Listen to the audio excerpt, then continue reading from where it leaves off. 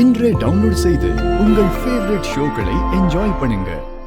அம்மா, இந்த நன்றியெல்லாம் எதிர்பார்த்து இசை எதுவுமே செய்யலமா. அவளுக்கு நம்ம குடும்பம் தான் எல்லாமே. அவ உங்களை தான் அம்மாவா நினைக்கிறா. அம்மா, இந்த நேரத்துல நான் குத்தி காட்டுறேன்னு தப்பா நினைக்காதீங்க. இசையோட ஜாதகம் சரியில்லைன்னு எப்படியெல்லாம் அவளை நடத்துனீங்க?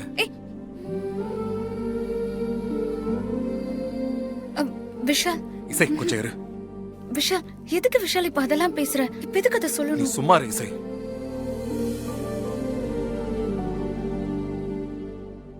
அம்மா உன் ஜாதகத்தை ரீசனா சொல்லி உன்னை எவ்வளவு ஹர்ட் பண்ணிருப்பாங்க.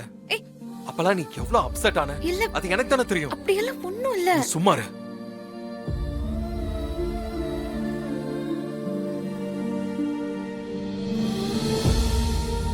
அம்மா, இப்போவாச்சும் கொஞ்சம் புரிஞ்சுக்கோங்கம்மா.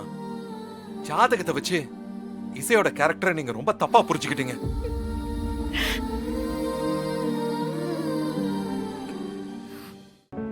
அப்பா சொன்ன மாதிரி இவதான் நம்ம மொத்த குடும்பத்தையும் காப்பாத்தி இருக்கா. இப்பவாச்சும் அந்த ஜாதக நம்பிக்கையை தூக்கி போடுங்கம்மா.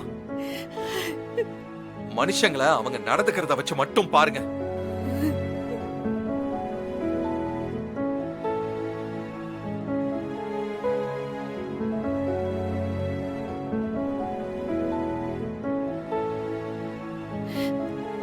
தப்புதான் விஷால், நான் பண்ணது தப்புதான்.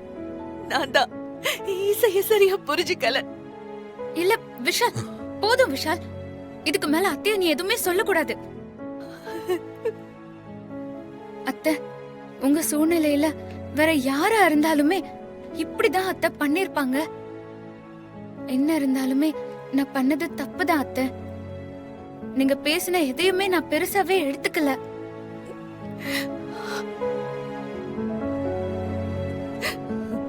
இசை, உன் வயசுக்கு மீறின பக்குவம் எனக்கு இல்லாம போயிடுச்சுமா. அத்தை, என்ன அத்தை இப்படி எல்லாம் பேசாதீங்க அத்தை, ப்ளீஸ்.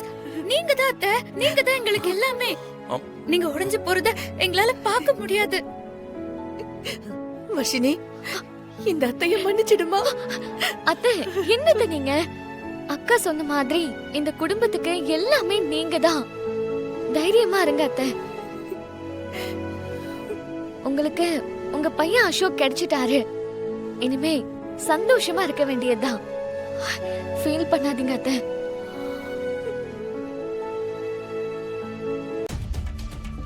அதெல்லாம் சரி, அசோக்குக்கு பதிலா நம்ம வீட்ல யாரு வேற ஒருத்தனை நடிக்க வச்சது?